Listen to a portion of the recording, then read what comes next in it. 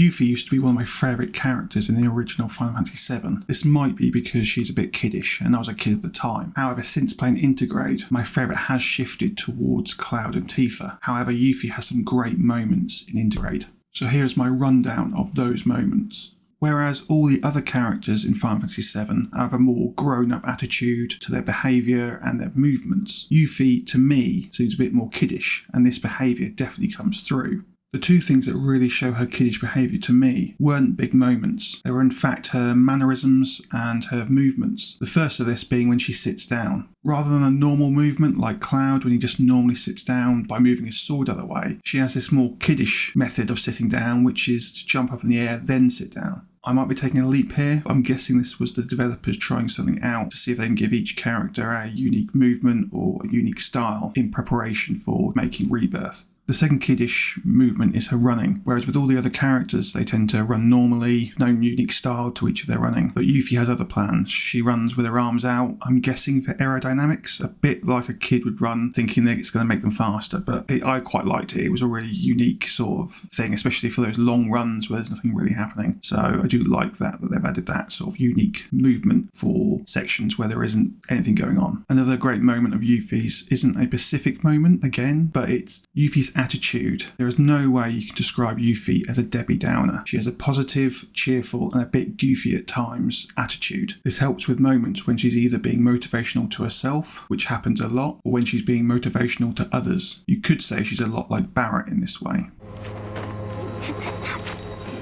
Okay, you got this! All right, it can't be far now. Let's get our rears in gear. Hey, little go! Some of the great moments of Yuffie is her showing off her materia handling skills, which is second to none. Not so much using them, but her doing tricks with the orbs themselves. Not sure why she would want to pull tricks off with what I believe to be very expensive and rare things within the world of Final Fantasy VII. This is shown in both the beginning of Intergrade, when she's talking to herself. Full support. We got this. So, members of Avalanche? And the other time she shows up these skills off is in the Avalanche base in Sector 7. Forces operative for the new Wutai government. I have orders to infiltrate Shinra HQ and steal their ultimate materia. To prove to our common enemy that Wutai is not to be trifled with. Members of Avalanche, with your full support, we got this! Her best moment has to be what I call her official introduction. This is the moment where she removes her poncho that she's been wearing for most of Chapter 1. I guess this is meant to be a funny introduction, as clearly everything that happens during it is in her head, but the style of it highlights what a dreamer she is. And action!